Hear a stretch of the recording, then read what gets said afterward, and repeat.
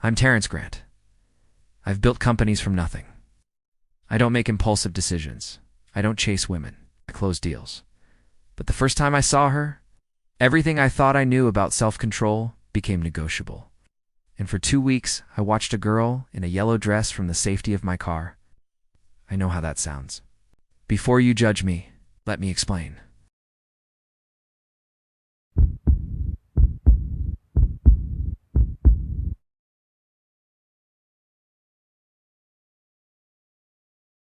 The first time I saw her, she was giving water to a snowball. I was sitting in my car, waiting for a phone call I didn't want to take, when my eyes drifted across the park and landed on something that made me forget my own name. A girl in a yellow dress was crouched beside a Samoyed, a walking snowball of a dog, holding a water bottle for him while he lapped greedily. The afternoon sun caught the edges of her hair and turned them gold. I couldn't look away. She was laughing at something, probably at the dog's enthusiasm. And the sound didn't reach me through the closed car window, but I felt it anyway. Right here, tugging, my phone buzzed. My mother. I ignored it and watched the girl in yellow until she packed up her things and walked away, the Samoyed trotting happily beside her. I sat there for another 20 minutes, feeling like an idiot. Lucas Grant. I didn't sit in parks, staring at strangers. I had meetings. I had responsibilities. I had a mother who left 7 voicemails in the time it took me to start the engine. But I also had a problem. I couldn't get her out of my head. You're being pathetic, I told Bandit that night. Bandit, my husky with the mismatched eyes, tilted his head at me from his spot on the sofa. He took up most of it, the way he always did, leaving me a sliver of cushion that I pretended was intentional. I showed him my phone. I'd taken a photo that day, just one quickly before she left. I told myself it was for reference in case I ever saw her again and needed to prove she was real. But standing in my tuck-wide apartment with its floor-to-ceiling windows and designer furniture I hadn't chosen, the photo felt less like proof and more like evidence of something I didn't want to name. Bandit hopped off the sofa and patted over, shoving his cold nose into my hand. Yeah, you don't get it, I muttered, scratching behind his ears. You're a dog. You want something? You just take it. He sneezed, which felt like disagreement. The next week, I found myself driving past that park every afternoon. I told myself it was coincidental. I had meetings nearby, clients in the area. But my GPS didn't lie, and neither did the hopeful skip in my chest every time I rounded that corner. Then, on a Thursday, I saw her again. Same yellow dress, or one just like it. Same Samoyed. She was sitting on a bench this time, sketching in a pad while the dog dozed at her feet. I pulled over so fast I nearly hit the curb and sat there, like an idiot. For 45 minutes, I watched her work, watched her bite her lip when she concentrated, watched her reach down absently to stroke the Samoyed's fur. I watched until the light changed and she packed up again. And I drove home feeling like I'd just completed a very sad, very expensive stakeout. That night, I told Bandit I need a plan. Bandit yawned. He was unimpressed by plans. The plan, such as it was, came to me 2 weeks later when I was supposed to be reviewing quarterly reports. What if I had a reason to talk to her? What if that reason was 4-legged, furry, and extremely disobedient? I looked at Bandit, who was currently attempting to eat a throw pillow. He was perfect. I started walking him past her building, a modest complex in a neighborhood I'd never had reason to visit before. I learned her routine. Mornings, she'd emerge with a Samoyed, looking slightly rumpled and absolutely adorable. Afternoons, she'd sometimes work in the small backyard visible through a gap in the fence. Evenings, a warm light would flick on in her window, and I'd stand on the sidewalk like a complete lunatic watching it. The hole in her fence was my breakthrough. It wasn't large, just a loose board near the bottom, but it was enough. Enough for a determined husky to squeeze through if properly motivated. Enough for me to stage an accidental introduction that wouldn't make me look like the stalker I was rapidly becoming. I spent 3 days training Bandit for the mission. He learned one command: find the nice lady. I'd show him the photo on my phone, point toward her building, and reward him extravagantly when he showed interest. Did he understand what I was asking? Probably not. But he loved treats and he loved me, and that was enough. The day of the operation, I walked him to her block, heart pounding like I was 20 years old and asking someone to prom. I crouched down, pointed toward the fence, and whispered, "Find her, Bandit. Bring me to her." Bandit looked at me, looked at the fence. He looked back at me with an expression of profound canine judgment. Then he squeezed through the gap and disappeared into her yard. I ran back to my car, parked around the corner, and waited. The plan was simple. Let Bandit escape, give her time to discover him, then show up looking appropriately concerned. The fact that I was wearing my best suit and had rehearsed opening lines in the mirror for an hour was purely coincidental. What I hadn't counted on was the waiting. 20 minutes passed. 30. I started to panic. What if she'd called animal control? What if Bandit had bitten her? What if, far worse, he'd been friendly and she'd decided to keep him? And I just handed my dog over to a stranger because I was too socially inept to say hello like a normal person. I gave it 45 minutes, then marched to her door with all the confidence of a man walking to his own execution. I knocked like I meant it, like I owned the place, like I was someone to be feared, not a grown man who'd just used his own dog as a wingman. The door opened, and there she was. Close up, she was even more beautiful. No makeup, hair slightly messy, wearing an oversized sweater that made her look soft and warm and utterly real. Her eyes were wide, confused, maybe a little scared, and I realized too late that I was looming in her doorway like a villain in a drama. "Where is my dog?" I demanded. Too harsh, too cold. But I couldn't find my normal voice. It had deserted me the moment she appeared. She pointed mutely toward the backyard, and I followed her gesture. There was Bandit, sprawled next to the Samoyed, like they'd been friends for years. He cracked one eye open at the sound of my voice, and then deliberately turned around and presented me with his rear end. The little traitor. I called him nothing. I called again. He snuggled closer to the white dog. The girl beside me made a small sound. Was she laughing? I felt heat creep up the back of my neck. This was not going according to plan. I assessed the situation with the cold calculation that had made me successful in business. Option 1. Drag Bandit out physically, look like a brute, and never see her again. Option 2. Admit defeat and come up with a new strategy on the spot. "Fine," I heard myself say. "Since the dog won't leave, you're coming with me." Wrong. That was wrong. "What are you doing?" Her expression shifted from confusion to indignation, and I braced myself for rejection. Instead, she lifted her chin with a defiance that made my heart stumble. "Excuse me?" I backtracked, apologized, improvised.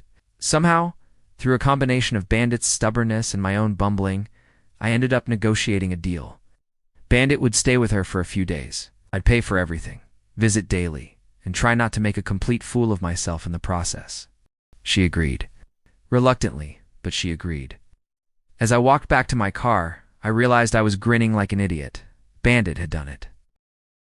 The plan had worked. Now, I just had to survive the next few days without accidentally proposing marriage. Day 1 of Operation Bandit Staycation, and I was already losing my mind. I'd sent her money. Too much probably, but I couldn't help myself. I wanted her to know I was serious, that this wasn't some casual arrangement. Then I'd stared at my phone for 3 hours waiting for a response. I showed up the next afternoon with enough dog supplies to open a pet store. She opened the door looking wary but beautiful, and I tried to play it cool. Casual clothes, easy smile, the relaxed, approachable version of Terence Grant that I'd practiced in the mirror. She wasn't buying it.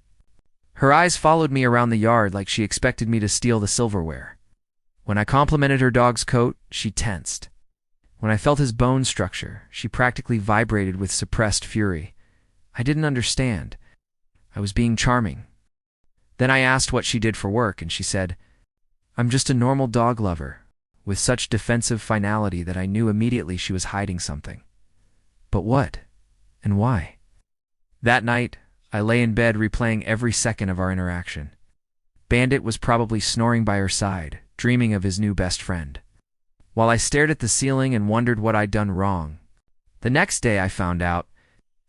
I arrived to find her in the yard with both dogs, wearing an expression of barely contained triumph.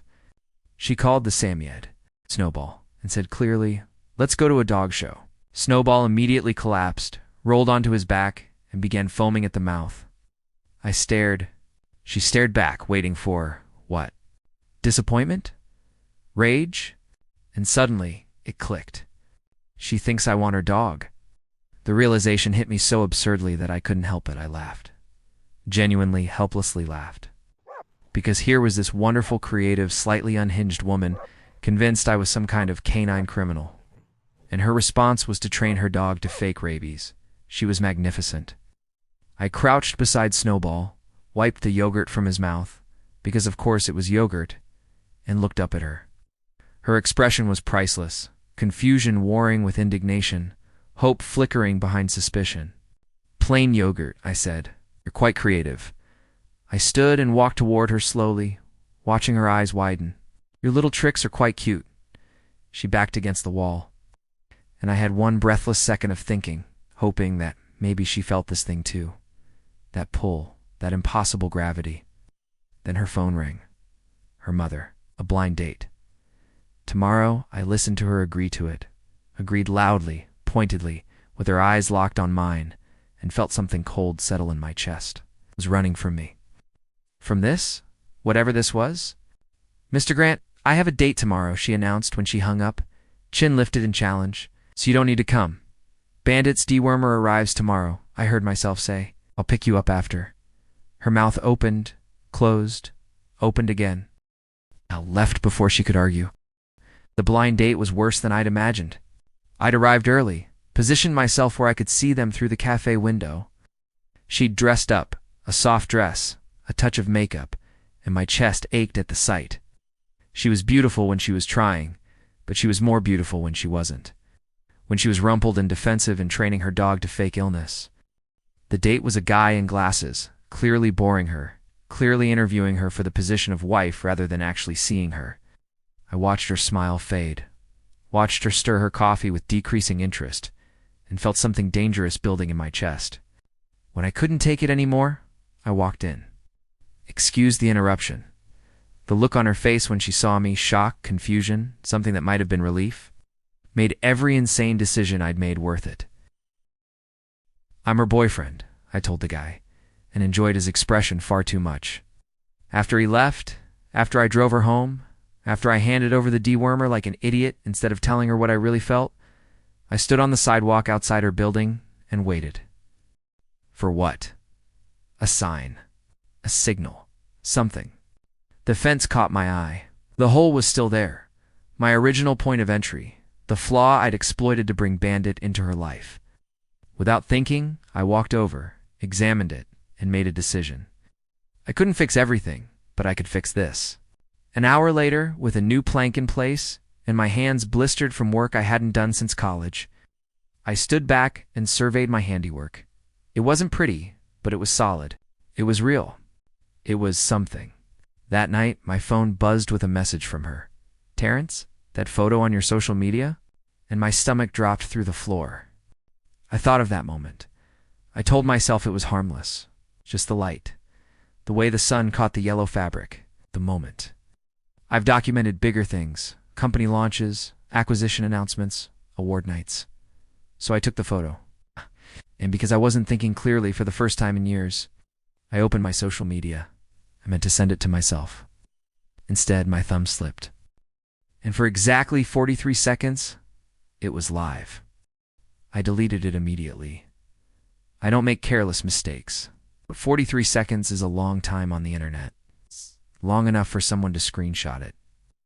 Long enough for a local gossip page to repost it with a caption I will never forget. Has the most sought-after bachelor finally fallen? CO Terence Grant posts, and quickly deletes a photo of a mystery woman in yellow. By the time I realized what had happened, it was already circulating, and I told myself she would never see it. That was my second mistake. She knows. She saw it. She thinks I'm some kind of stalker who takes creepy pictures of strangers. I stared at the screen for a long time, my thumb hovering over the keyboard. I could lie, could make up some excuse. Say it was an accident, that I'd been taking a photo of the fountain, and she just happened to be there. People do that, right? I take pictures of fountains. But something stopped me. Maybe it was hope. Maybe it was desperation.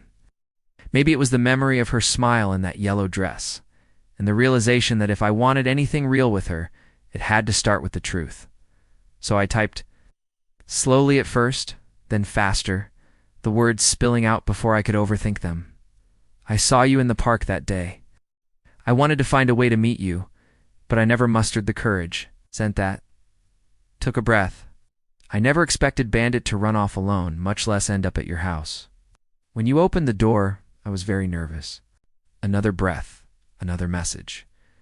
Leaving him with you was the least awkward way I could think of to keep seeing you.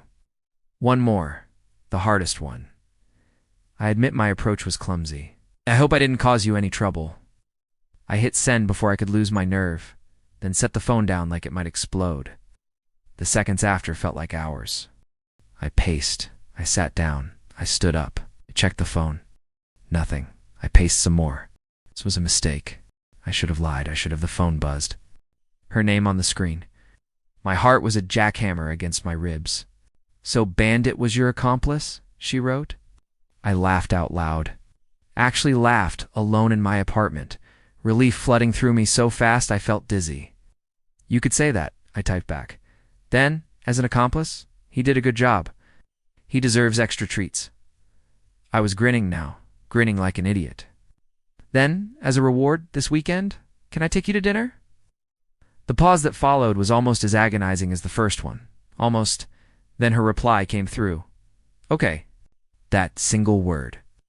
That was all it took to make everything. The weeks of watching from park benches, the panic when Bandit ran away, the clumsy door knocking and awkward conversations, worth it.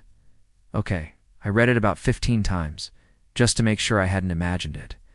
Then I put the phone down, looked at Bandit, who was watching me from his dog bed with that knowing expression of his. She said okay, I told him.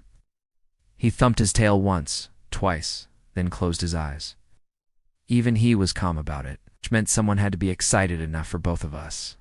I picked up my phone and started planning the best damn first date anyone had ever had. If you've made it this far, that means you don't scare easily, and I'm guessing you understand me a little better now. So, tell me something. Would you have walked away, or done exactly what I did? And if you're still here, leave a like. I want to know who's listening, and from where. I'm curious who's on my side. The field was perfect. I'd scouted it weeks ago after the first time I saw her sketch in the park. She needed space, light, freedom, things my world of boardrooms and obligations rarely offered. So I found a private meadow outside the city, packed a picnic, and prayed I wasn't overdoing it. She arrived with Snowball, and the moment she stepped out of the car, I knew I'd made the right choice. Her face lit up at the sight of the open space. The dogs went insane with joy, chasing each other through the tall grass while we watched and laughed and slowly, carefully let down our guard. We talked for hours. She told me about her illustrations, her deadlines, her dreams. I told her about my work, my family, the weight of expectations I'd carried since childhood. By the time the sun began to set, I felt like she knew me, really knew me, in a way no one else ever had. As the light faded, I reached out and brushed a blade of grass from her hair. She went still, watching me with those beautiful eyes, and I couldn't hold back anymore. I leaned in and pressed my lips to her forehead. Have a good weekend, my girlfriend, I whispered. Her smile was worth every risk I'd taken. 3 months later, my mother showed up at her apartment. I found out afterward, from Megan, tearful and terrified, convinced I'd choose my family over her. The idea was so absurd it almost made me laugh, but one look at her face killed that impulse instantly. She said, "You listen to her," Megan whispered. "That if I can't be what she wants..." I pulled her into my arms and held on. "I'm sorry. I'm so sorry she hurt you." I tilted her face up, made her meet my eyes. "Listen to me. You were amazing long before I met you. I will never ask you to give up what makes you shine." Her tears kept falling. Something in her expression shifted. Hope, maybe. Or trust. "I respect my mother," I said carefully, "but she doesn't get to decide who I love. She doesn't get to dictate your life." I cupped her face in my hands. She was wrong about one thing. I only listened to my girlfriend. Megan laughed through her tears, and the sound was the most beautiful thing I'd ever heard. 3 years later, at my mother's birthday dinner, the old battle lines tried to re-emerge. You've been married 3 years, my mother said smoothly, surrounded by relatives. A career is important, but you should think about children. Can't keep Terrence waiting forever. The room went silent. All eyes turned to Megan, and I felt her hand tense in mine. Before she could speak, before she could even draw breath to defend herself, I stepped forward. Mom, Megan and I have our own plans. My voice was calm, but I made sure it carried. I'm not ready to be a father yet. I paused, letting my gaze sweep the room. When we have children, and if we do, is between us. It's not anyone else. The silence that followed was different. Respectful, maybe, or simply stunned. My mother's expression flickered, but she said nothing. In the car on the way home, Megan rested her head on my shoulder. Thank you, she whispered, for letting me always be myself.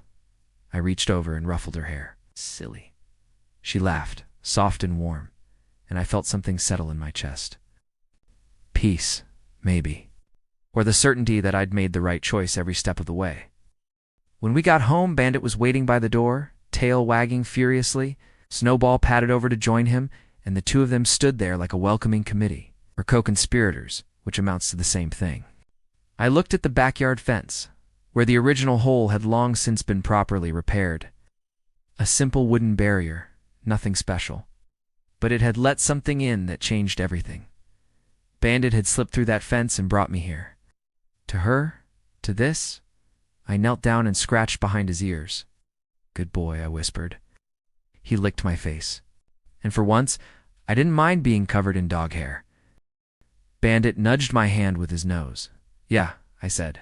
I know. Time to go inside. I walked into our home. Into the warmth and light and chaos of a life I'd never planned, but couldn't imagine without. Megan looked up and smiled. There you are, she said. Here I am, I agreed. And I was. Finally, completely, exactly where I belonged. If this story stirred your heart, don't forget to like, subscribe, and hit the bell so you never miss a dose of love dopamine.